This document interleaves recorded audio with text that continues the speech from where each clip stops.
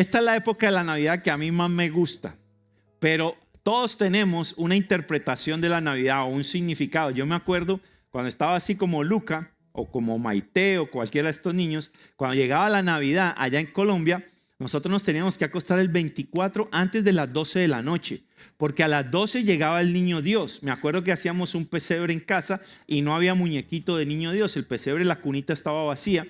Y a las 12 de repente, no sé cómo, aparecía el niñito. Y justo que aparecía el niñito, entonces íbamos a buscar abajo de la cama y había llegado el niño Dios con los regalos. Entonces para nosotros como niños era como que llegue la Navidad, que llegue el regalo. Y nos engañaban. Yo me acuerdo que yo decía, pero ¿a qué hora si el muñequito no estaba ahí? ¿Y cómo apareció el regalo? Pero ya después uno se da cuenta que era papá y mamá que nos querían bendecir. Para otros, usted que me está escuchando, puede significar fiesta. Hay gente que se la pasa fiesteando y parrandeando. Para otros puede significar reunión de familia, paz, sosiego, comida. Para otros puede ser vacaciones. Para otros puede ser una época triste, porque tal vez este año perdiste a un ser querido, porque tal vez vas a pasar la Navidad distanciado de tus seres queridos. Entonces puede ser una época donde te entristeces, te da un poco de down y te sientes como mal. Pero todos tenemos alguna impresión acerca de la Navidad. Lo cierto es que la Navidad es la época de la historia de la humanidad más trascendental del mundo, porque nosotros celebramos que Jesús nació, que Jesús vino al mundo. Y pensando en esta prédica, y es la misma que hago todos los años, pero si usted la oyó el año pasado, pues hoy la voy a oír otra vez, pero tengo algunos detalles diferentes. Pero estaba pensando, porque yo pienso mucho, yo no sé si usted piensa, espero que sí, pero yo me imagino películas, porque Dios nos dio imaginación para imaginarnos cosas, para eso es la imaginación, ¿ok? Entonces yo me estaba pensando algo como esto: ¿por qué, si Dios es perfecto, por qué Dios no hizo algo cuando Satanás fue a tentar a Adán y a Eva en el huerto? Si Dios todo lo sabe, pues Dios debería saber que la serpiente se iba a colar allá e iba a tentar a Adán y a Eva, y que Adán y Eva iban a pecar y nos iban a meter en semejante lío. Que usted y yo hoy tenemos esa herencia pecaminosa o ese pecado original que traemos de Adán y Eva. Yo pensé, pero si Dios todo lo sabe, ¿por qué no resolvió ese asunto? También me puse a pensar, si Dios es todopoderoso, ¿por qué no resolvió ese pecado de nosotros, la humanidad, de una forma sobrenatural? ¿Por qué tenía que enviar a su hijo a morir a la cruz? Si Dios es todopoderoso, Dios hubiera podido hacer así, ¡pum!, borrar el pecado de la humanidad y no someter a su hijo a semejante muerte. Me puse a pensar cómo sería uno vivir 3 días en la barriga de un gran pez o de una ballena, porque eso dice la Biblia. Porque a veces queremos creer lo que nos conviene o lo que nuestro intelecto acepta. Pero Jonás estuvo 3 noches metido en el estómago de una ballena, no dice la Biblia, dice de un gran pez. Y entonces me puse a pensar, ¿por qué Jesús, Dios, vino en forma de hombre a la tierra? ¿Usted había pensado en eso? ¿Por qué Dios tomó forma de hombre en la vida de Jesús? Buena pregunta, ¿no? ¿Sí? Diga sí. Y si no le gustó, pues no importa. Pero voy a contestar esa pregunta. Yo quiero saber por qué Dios envió a Jesús. ¿Por qué Dios vino en forma de hombre, en el cuerpo de Jesús, a la tierra? ¿Están listos? Quiero leer de la palabra de Dios antes de empezar el libro de Mateo, capítulo 1, del verso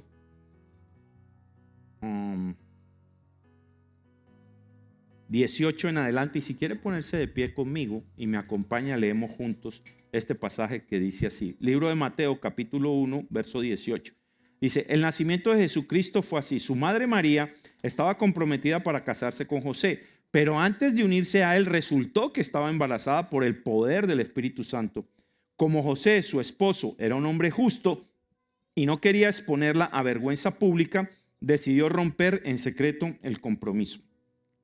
Pero cuando él estaba considerando hacerlo, se le apareció en sueños un ángel del Señor y le dijo: José, hijo de David, no temas recibir a María por esposa, porque ella ha concebido por el poder del Espíritu Santo. Dará a luz un hijo y le pondrás por nombre Jesús, porque él salvará a su pueblo de sus pecados. Todo esto sucedió para que se cumpliera lo que el Señor había dicho por medio del profeta, comillas, la Virgen concebirá y dará a luz un hijo y lo llamarán Emmanuel, que significa Dios con nosotros. Cuando José se despertó, hizo lo que el ángel del Señor le había mandado y recibió a María por esposa, pero no tuvo relaciones conyugales con ella hasta que dio a luz un hijo a quien le puso por nombre Jesús. ¿Oramos? Señor, te damos gracias por tu palabra, que es viva, poderosa, eficaz, más cortante que espada de dos filos. Nunca regresa vacía. Siempre cumple el propósito con el cual la envías, y esa es mi petición esta tarde, Señor, esta mañana tarde. Que tu palabra que salga por mi boca cumpla el propósito en cada uno de los corazones de mis hermanos que están aquí. Dispongamos nuestro corazón, abramos nuestra mente para recibir su palabra. En el nombre de Jesús, amén, amén. Puede sentarse, puede sentarse. Entonces, vamos a contestar la pregunta: ¿por qué Jesús vino al mundo en forma de hombre? ¿Está bien? Entonces, un momentito porque aquí está. Ok, entonces la primera razón por la cual, o la encontré varias, pero voy a poner creo que 3 o 4, ¿por qué Jesús vino como hombre? ¿Es Jesús realmente Dios? Primera razón, vino para cumplir las profecías del Antiguo Testamento. Cuando Jesús, con su nacimiento, su ministerio, su muerte y su crucifixión, se cumplieron más de 300 profecías que ya estaban escritas en el Antiguo Testamento. Por ejemplo, dice la Biblia en el libro de Lucas, capítulo 24, verso 44. Y les dijo: esto es lo que yo os decía cuando estaba con vosotros, es Jesús hablando, que era necesario que se cumpliera todo lo que sobre mí está escrito en la ley de Moisés, en los profetas y en los salmos. Jesús se aparece a 2 de sus discípulos camino a Damasco y va hablando con ellos, y luego cuando se aparece a los discípulos allá en el cuarto, les dice que eso, les narra este pasaje, les dice: esto es lo que yo les decía que iba a suceder con mi vida y que estaba escrito en la ley de Moisés, en los profetas y los salmos. La ley, los profetas y los salmos era la base de la cultura, de la civilización, la base judicial del pueblo de Israel. Y Jesús está diciendo aquí que lo que estaba escrito acerca de él era lo que él iba a cumplir en ese momento. Por ejemplo, hay 332 profecías acerca de Jesús en el Antiguo Testamento y que se cumplieron cuando él vino a la tierra. El libro de Isaías, capítulo 7, y hoy voy a andar por muchos versículos. ¿Sabe por qué? Porque dice la Biblia que nosotros, los hijos de Dios, debemos estar preparados para presentar defensa con mansedumbre acerca de la esperanza que hay en nuestro corazón. Entonces, cuando usted a la gente le pregunte: ay, el niño Jesús y el niño divino. No, el niño Jesús no, es Dios Jesús hecho hombre. Y que usted tenga respuestas de la palabra de Dios para enfrentar, no para discutir, sino para que usted pueda defender con mansedumbre su fe, su creencia. ¿Está bien? Entonces, el libro de Isaías, capítulo 7, verso 14, dijo el profeta 1000 y pico de años antes que Jesús naciera. Esto es 1000 y pico de años, creo que 1500 años antes que Jesús naciera. Mire lo que dice el libro de Isaías, capítulo 7, verso 14. Por tanto, el Señor mismo, es el profeta hablándole al pueblo, el Señor mismo os dará una señal. He aquí, una virgen concebirá y dará a luz un hijo y le pondrá por nombre Emmanuel, Dios con nosotros. Se los acabo de leer en Mateo 1, verso 23 en adelante. El profeta está diciendo: esto es una señal que van a recibir, que va a haber una virgen. Una virgen era una mujer que no había conocido hombre. Por eso José quería huir. En Mateo, cuando José se da cuenta que ella está embarazada, dice: sí, con el cuentico del Espíritu Santo, eso está como de aquí para arriba. Un momentico. Entonces José, para no exponerla a ella, porque la ley judía decía que si una doncella virgen se acostaba con el comprometido antes de la boda, era digna de apedreo. Entonces José, por salvarle la vida a María, planea huir. Entonces ahora el que va a quedar como bandido es él porque se acostó con ella antes de casarse. Entonces, ¿qué prefiere José? Cuidarla a ella y huir. Eso le leí en Mateo. En el momento que él va a huir, el ángel se aparece y le dice, no, quieto papá. Lo que en el vientre de ella hay es concebido por el poder del Espíritu Santo. Y está cumpliendo ahí en ese momento lo que dice Isaías. Entonces Jesús vino en el vientre de María a través de la Virgen, concebida por el Espíritu Santo, para cumplir la profecía de Isaías. O sea que esa es la primera razón que Jesús vino para, en forma de hombre, a cumplir lo que se había dicho él. El libro de Jeremías, capítulo 31, verso 15, él profetiza, Jeremías, otro de los profetas, dice que va a haber una gran masacre entre el pueblo, una masacre de niños. Miles de años antes, dice esto el profeta, Jeremías 31, 15. Y en el libro de Mateo, bueno, se lo leo, Jeremías 31, 15 dice así: así dice el Señor, se oye una voz en Ramá, en su pueblo, lamento y llanto amargo. Raquel, su pueblo, llora por sus hijos, rehúsa ser consolada por sus hijos que ya no existen. Eso dijo Jeremías. Ahora mire cómo esto se cumple cuando Jesús vino en Mateo 2, verso 15.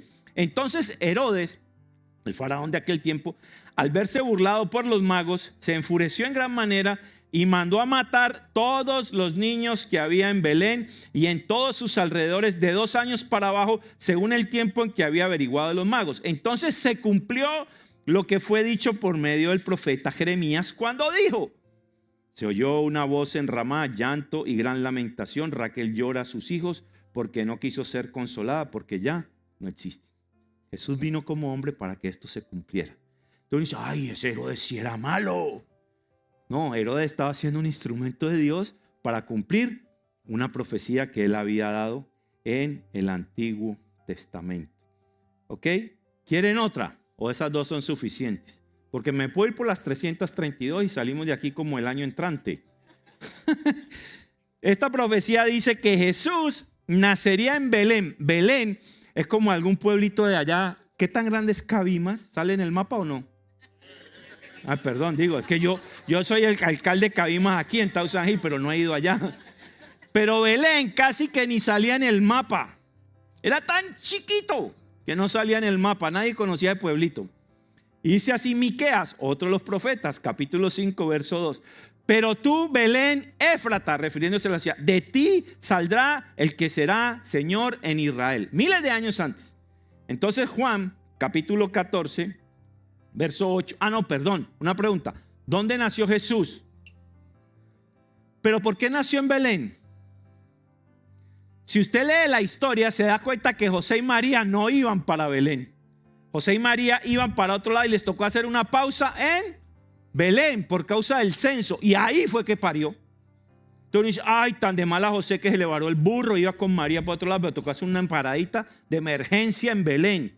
No, la parada en Belén fue para que se cumpliera lo que el profeta había dicho, que nacería en Belén. Entonces la primera razón que Jesús vino en forma de hombre fue para cumplir las profecías que de él se habían escrito en el Antiguo Testamento. ¿Está claro el primer punto? Si alguien tiene duda, lo animo, lo reto a que vaya a su internet y busque profecías mesiánicas cumplidas en la vida de Jesús. Y le va a salir una por una el Antiguo Testamento y en cómo la cumplió Jesús en el Nuevo Testamento. ¿Está bien? De hecho, esa es una de las razones que nosotros tenemos para defender la veracidad de la Biblia. Si yo digo aquí que David, ¿no? Que David, dentro de 6 años, David, tú vas a comprar un carro rojo en Plano, en el Toyota dealer de Plano. Es una profecía que le estoy dando. La posibilidad de que eso se cumpla de aquí a 6 años, en día, fecha, en Plano y en Toyota de Plano, es igual a coger una moneda de quarter de 25 centavos, coger el estado de Texas, todo el estado de Texas, llenarlo de monedas de quarters cada pie de distancia y pie de profundidad. Todo el estado lleno de monedas. Y una sola de esas monedas tenga 2 caras. Una sola. Entonces todo el estado de Texas lleno de monedas de quarter a un pie de distancia cada una y a un pie de profundidad. Y una sola tiene dos caras. Y entonces usted llega y coja el mapa y haga así. ¡Bim! Y saque la de dos caras.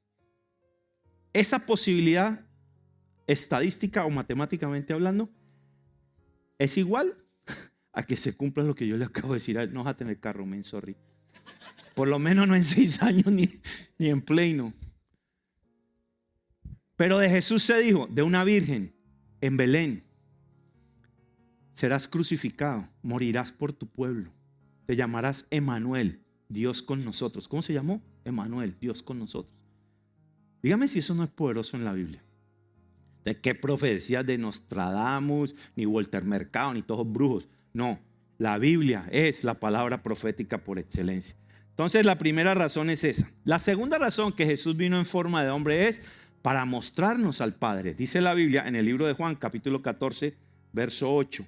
Felipe le dijo, Señor, muéstranos al Padre y nos basta. Jesús le dijo, tanto tiempo he estado con vosotros y todavía no me conoces, Felipe. El que me ha visto a mí, ha visto al Padre. ¿Cómo dices tú, muéstranos al Padre? Felipe le está preguntando a Jesús, hey, yo quiero conocer a Dios. Y Jesús le dice, hey, hello, aquí he estado contigo tanto tiempo y el que me ha visto a mí, ha visto al Padre. Entonces te tengo un reto. ¿Quieres conocer a Dios? ¿Sí? ¿Quieres conocer a Dios? Conozca a Jesús. Lea la vida de Jesús. Lea los evangelios. Lea los milagros. Lea el ministerio de Jesús, empezando por el libro de Juan. Mateo, Marcos, Lucas y Juan. Empiece por el libro de Juan, que son los 8 milagros primeros que Jesús hizo. Y si usted conoce a Jesús, ¿a quién está conociendo? Al Padre, porque aquí dijo Jesús que Él vino para enseñarnos al Padre. Colosenses 1:15 dice, Él, al refiriéndose a Jesús, es la imagen del Dios invisible, el primogénito de toda creación. Entonces, cuando alguien dice, ay no, es que yo no puedo escuchar a Dios y yo no sé dónde está Dios y a mí Dios no me habla y yo no lo veo. ¿Quién es Dios? Jesús, la imagen del Dios invisible. Lea la Biblia, aprenda de Jesús, estás aprendiendo a conocer a Dios. Mira que Jesús, su Espíritu Santo te dice y estás oyendo de parte de Dios, porque Él vino a mostrarnos la imagen del Dios invisible. Y el libro de Juan, capítulo 1, verso 1, lo dice de esta manera. En el principio existía el verbo y el verbo estaba con Dios y el verbo era Dios. Él estaba en el principio con Dios. ¿Quién era el verbo? Jesús. ¿Quién era el verbo? Dios. Jesús vino para mostrarnos a Dios. Se encarnó para enseñarnos quién era Dios. Jesús nunca pecó. Eso muestra la santidad y la perfección de Dios. A eso vino Jesús. Número 1, a cumplir las profecías. Y número 2, a enseñarnos al Padre. ¿Quieres conocer a Dios? Estudia a Jesús. ¿Quieres conocer a Dios? Lee a Jesús. ¿Quieres que Dios te hable? Mira qué dice Jesús en su palabra, porque es Dios hablando a través de Él. Entonces no tenemos excusa. Dios le habla a cualquiera. Lo que pasa es que como usted no lee, si no lees de Jesús, ¿cómo vas a aprender de Jesús? Hay gente que el único día que oye hablar de Jesús o de la Biblia es hoy aquí. Y quieres que Dios te hable. Dios no habla así. Tienes que leer de Jesús, tienes que tener una Biblia. Ay, no, es que no tengo dinero, es gratis, bájala. Es que no sé leer, tiene audio. Es que no sé inglés, tiene español. Es que yo hablo de Cabimero. ¿Dónde estaba? Hay de Cabimas también. O de México, donde quiera. Hay con acento mexicano. ¿Usted quiere que le ponga a un mexicano aquí a leer? O un puertorriqueño, bendito, nene. Papi dice que leamos la Biblia, nene. Debe haber en cubano. Oye, hacer es Jesucristo, brother. Qué volada, hacer es. Ok. Entonces vino para cumplir las profecías, para enseñarnos al Padre. Y número 3, son 5. Número 3, vino para salvarnos de nuestro pecado. La Biblia dice que todos, ¿quién se cree aquí muy bueno? No alce la mano. Ni uno de nosotros es bueno. Dice que bueno no hay ninguno, solo Jesucristo, hombre, porque en su humanidad nunca pecó. Aquí usted sale aquí chismeando en la puerta, ¿ya pecó? Usted se confiesa por la noche, se va a dormir. Señor, me arrepiento de mis pecados. Y se duerme. Y apenas se levanta, tiene un mal pensamiento. Ya pecó. Envidia, ya pecó. Falta de perdón, ya pecó. Le echó la madre al que le sacó el carro por la autopista, ya pecó. Todos somos pecadores. Y por cuanto todos estamos destituidos de la gloria de Dios, Él, aún siendo pecadores, envía a Jesús para que usted y yo tengamos redención, eternidad a través de su sacrificio en la cruz. Para eso vino Jesús como hombre, porque un cordero sin mancha debería pagar un sacrificio expiatorio, es decir, por todos, uno solo. Así como usted y yo, todos por causa de Adán pecamos, por causa de la muerte y la resurrección de Jesús tenemos vida eterna. Pero con una diferencia, que por causa de Adán todos la heredamos. Por causa de Jesús todos tenemos vida eterna, pero tienes que creer. Porque dice la Biblia que el que cree tiene vida eterna. El que tiene al Hijo tiene al Padre. Dice que de tal manera nos amó a todos que envió a su Hijo Jesús a morir en una cruz, para que todo aquel que en Él cree tenga presente vida eterna. A eso vino Jesús. Ay, no, Jesús, pobrecito, tiene frío en el pesebre y no tenía pañales. Ay, Jesús me va a traer un regalito. Sí, Jesús te vino a dar un regalo. Se llama vida eterna. Te tengo una noticia. Es gratis. Usted sabe que los regalos son gratis, ¿o no? Pero el regalo no se vuelve regalo hasta que no lo recibes. Amílcar, ven, párate aquí. Te voy a regalar este iPad. Es simulacro, no es verdad. Uy, hermano, hizo así. Navidad. Te regalo este iPad. ¿Está bien? Te lo regalo. Todavía no es regalo. Te regalo este iPad. En ese momento es regalo. Gracias, Amilcar, lo hiciste muy bien, brother.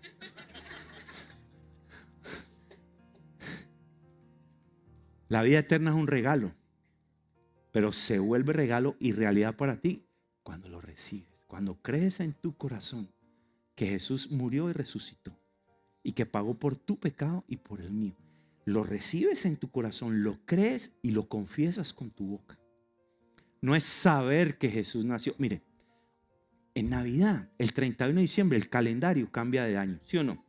¿A qué año pasamos? ¿26? ¿Seguros? ¿Después de quién? ¿Después de quién? Aquí, en China, en Arabia, en la Patagonia, en Colombia, después de Cristo. Toda la tierra sabe que es después de Cristo, pero no todos creen.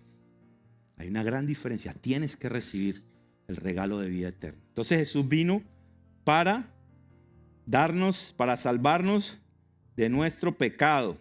Dice la primera carta a Timoteo, capítulo 1, verso 15.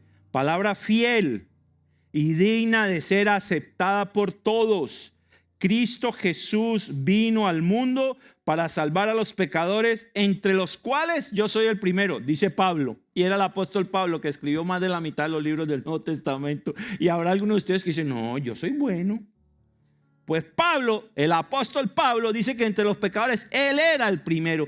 Y que palabra fiel, que Jesús vino a rescatarnos del pecado. Ese es el verdadero significado de la Navidad. Claro que nos gusta comer hallacas y tamales y todo, y buñuelos y pan de bonos y natilla y pasar en familia y darle regalos. A mí me gustan los regalos, pero eso no es la Navidad. La Navidad es que Jesús vino al mundo en forma de hombre para cumplir las profecías, para mostrarnos al Padre y para salvarnos de nuestro pecado. Juan 1:29, segunda parte, lo dice así: he aquí el Cordero de Dios que quita el pecado del mundo. Me gusta como lo dice Lucas. Lucas, ¿estamos locos, Lucas, tú y yo? No, no es ese, este es Lucas el apóstol. Dice así: porque el Hijo del Hombre, Lucas 19:10, ha venido a buscar y a salvar lo que se ha perdido. Diga, haga así con este dedito y diga, yo que estaba perdido. Usted dice, no, yo no me he perdido. Perdido en delitos y pecados, eso dice la Biblia. Lo que pasa es que hay gente que no se ve pecadora porque hace buenas obras. Porque ayuda al necesitado, porque da de comer al hambriente, porque pone limosna en la ofrenda. Y dice, no, yo soy bueno, yo no tomo, no fumo, no peleo. ¿No? Y los malos pensamientos, y la envidia, y la falta de perdón, y el chisme. No eres bueno. Dice la Biblia, bueno no hay ninguno. Por eso necesitamos a Jesús, porque la única forma es a través de un cordero inmaculado, un cordero sin mancha. Y Jesús nunca pecó. Efesios 1:7. En Él, refiriéndose a Jesús, tenemos redención mediante su sangre, el perdón de nuestros pecados según las riquezas de su gracia que Él ha hecho abundar para con nosotros. Cuando Jesús se sube a la sangre, cuando Jesús se sube a la cruz, es como si de este lado está la humanidad y de este lado está el Padre. Y Jesús, al subirse a la cruz, toma la humanidad y a través de la cruz nos lleva al Padre. Eso es lo que está diciendo Efesios. Se lo vuelvo a leer. En Él tenemos redención de su sangre, el perdón de nuestros pecados según las riquezas de su gracia que ha hecho abundar para con nosotros. En la cruz Jesús reconcilió a la humanidad con el Padre. Pero tienes que creer. Y le tengo una noticia. Creer es una decisión suya, de usted solito. Nadie lo puede obligar a creer a usted.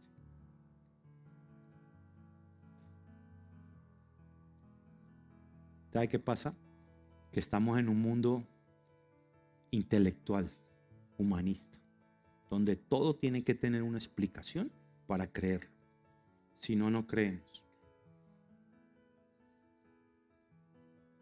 Entonces yo me pongo a pensar en otras preguntas que me vienen a mí.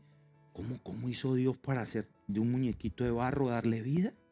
Porque eso dice la Biblia, que del barro formó al hombre. Bueno, hay algunos aquí que tienen cara de barro, pero no importa. Que del barro formó al hombre.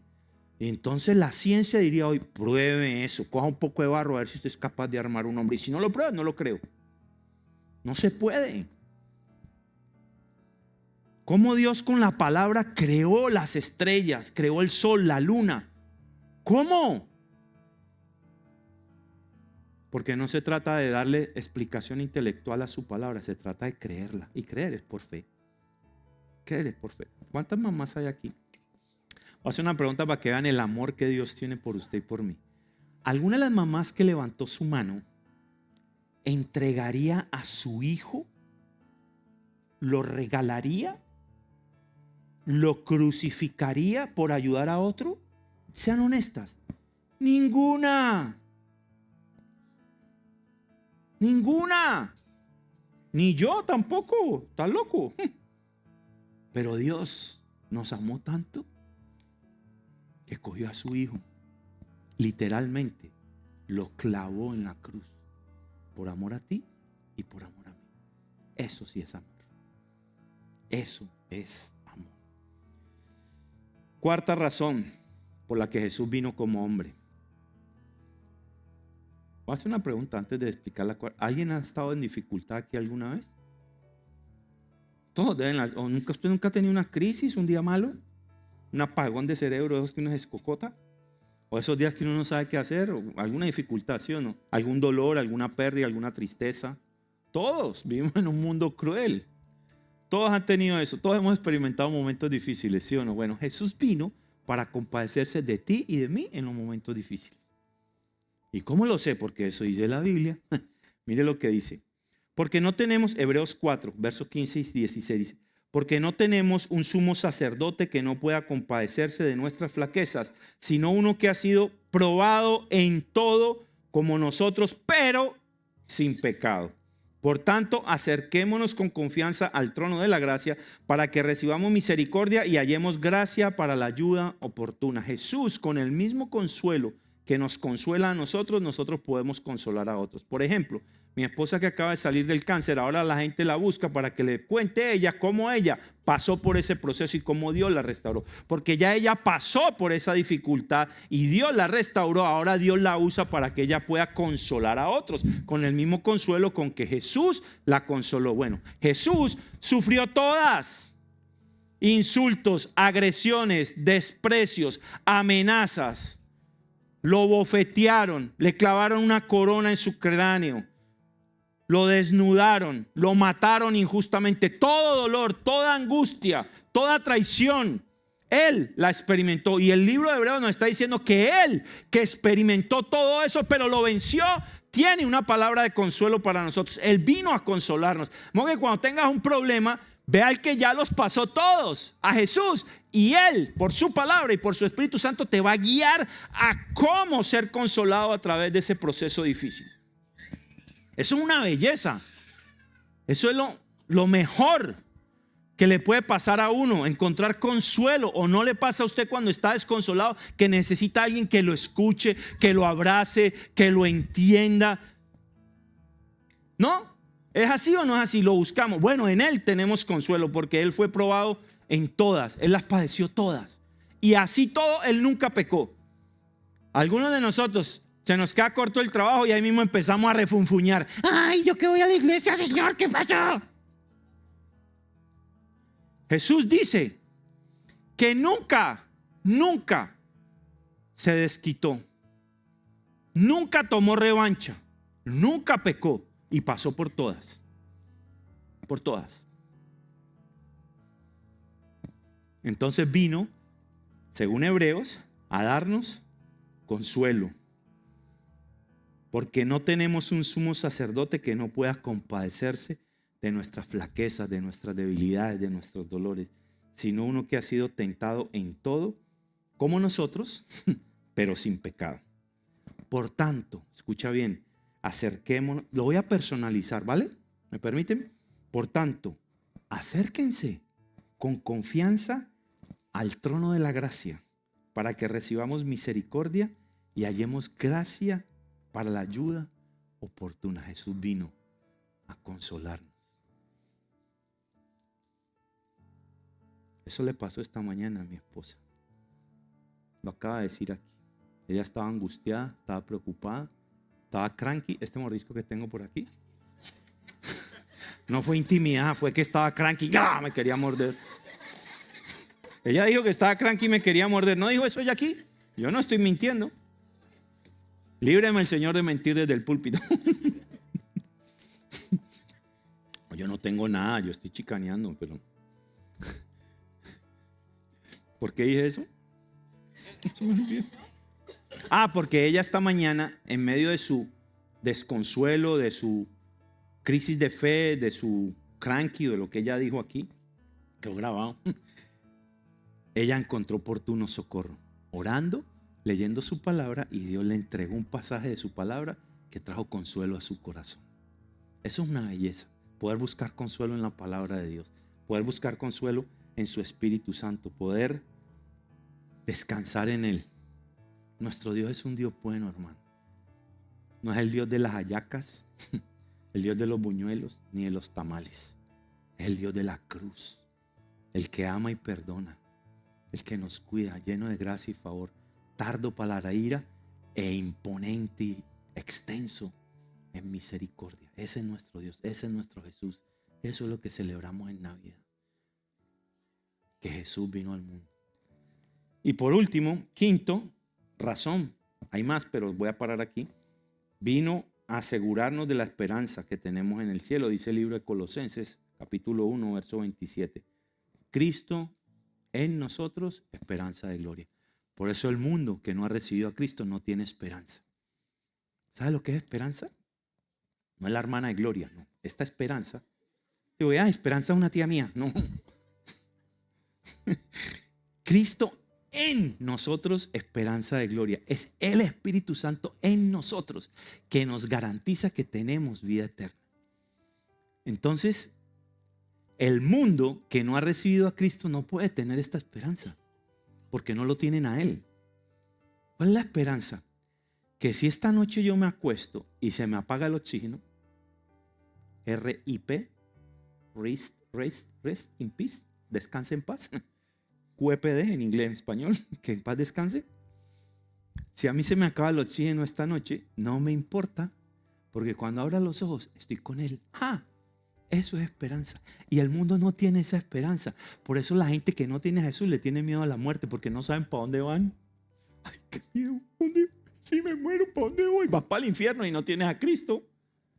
Pero la esperanza de nosotros es Cristo en nosotros, esperanza de gloria. Para eso Jesús vino, para traernos esperanza. Dice la Biblia en la primera carta a los Corintios, capítulo 15, verso 52. En un momento, en un abrir y cerrar de ojos, la trompeta final, pues la trompeta sonará y los muertos resucitarán incorruptibles y nosotros seremos transformados. Ay, eso suena a película de Hollywood. Está en la Biblia y así como las 332 del Antiguo Testamento se cumplieron con él en el Nuevo Testamento, esta se va a cumplir cuando él regrese. Más te vale que lo creas y que tengas tu pasaporte listo. Porque el que no tiene pasaporte, no va. ¿Cuál pasaporte? Cristo en nosotros, en tu corazón, esperanza de gloria. Amén. Y quiero terminar con esto. Repito, para los que no pusieron atención, y les doy este beneficio, las 5 razones que yo encontré por las cuales Jesús vino como hombre. Número 1, satisfacer, cumplir las profecías del Antiguo Testamento, lo vimos clarito. Número 2, vino a mostrarnos al Padre. El que me ha visto a mí, ha visto al Padre, dijo Jesús. Número 3, vino a salvarnos de nuestro pecado. Número 4, a compadecerse de nuestro dolor, de nuestras debilidades. Y número 5, a asegurar nuestra esperanza en el cielo. Ahora, ¿a cuánto le gusta estar del lado del equipo ganador? ¿Se acuerda cuando jugábamos fútbol en Colombia? Yo me acuerdo que en Colombia para jugar fútbol hacíamos pico monto, así, ¿no? Entonces el otro hacía de allá para acá y el que llegaba y le ponía el pie al otro encima, ese escogía primero los jugadores. Entonces yo escogía a los mejores, porque tenía el primer turno, la primera balota, el primer número. Y siempre quería estar del lado del más grande, el más fuerte, el más poderoso y el que yo pensaba que iba a ganar, ¿sí o no? ¿O usted quería estar del lado perdedor? Bueno, pues Jesús, estamos del lado ganador, del más fuerte, del más poderoso, del que todo lo sabe. Eso dice la Biblia. Mire lo que dice el libro de, que es más grande que todo. Isaías 9, 6 al 7. Porque un niño nos ha nacido, un hijo nos ha sido dado. Y la soberanía, el todo soberano, reposará sobre sus hombros. Y se llamará admirable consejero, Dios poderoso, Padre eterno, príncipe de paz. El aumento de su soberanía, de su poder y de la paz no tendrá fin sobre el trono de David y sobre su reino, para afianzarlo y sostenerlo con el derecho y la justicia desde entonces y para siempre. Jesús es más grande que todo, más grande que el hombre araña, que Superman y que el Chavo del 8, el que su hijo sea héroe. Jesús, enséñele a sus hijos historias de Jesús, póngale canales de historias de muñequitos de Jesús, léale la Biblia de historias de Jesús, enséñele a su hijo que Jesús es más grande, más fuerte y más poderoso que cualquier otra invención del ser humano. Que el héroe de su hijo en su corazón sea Jesús. Enséñele eso a sus hijos por amor de Dios. O sea, es más grande que todos. Es mejor que todos Jesús. Mire lo que dice Hebreos 7:22. Por eso Jesús por eso Jesús ha venido a ser fiador, o sea, la garantía de un mejor pacto. Es más fuerte que todos, es mejor que todo. Un mejor pacto. Los sacerdotes anteriores, refiriéndose al Antiguo Testamento, eran más numerosos porque la muerte les impedía continuar. Entonces se morían y tenían que nombrar otro sacerdote. Pero él, Jesús, conserva su sacerdocio inmutable, es decir, permanente, puesto que permanece para siempre, por lo cual él también es poderoso para salvar para siempre a los que por medio de él se acercan a Dios, puesto que vive perpetuamente para interceder por ellos. Y la última razón, más fuerte que todo, más poderoso que todo, más grande que todo, y es el dueño de todo. Nos conviene tener sociedad con Jesús, hermanos, porque Él es el dueño de todo. No, el carro está a mi nombre. No, el carro te lo dio Dios. No, la casa está a mi nombre, es del banco, la estás pagando y te la dio Dios. Todo lo que hay en la tierra es de Él. Dice el libro de Hebreos, capítulo 1, versos 1 al 3. Hace mucho, mucho tiempo los profetas comunicaron el mensaje de Dios a nuestros antepasados. Lo hicieron muchas veces y de muchas maneras. Pero ahora, en estos últimos tiempos, Nuevo Testamento, Nuevo Pacto, Dios nos lo ha comunicado por medio de su Hijo. Porque por medio de Él, Dios creó el universo y lo hizo dueño de todas las cosas. ¿Te compruebo que Dios es dueño de todo? ¿Está listo para que le compruebe que Dios es dueño de todo? ¿Sí?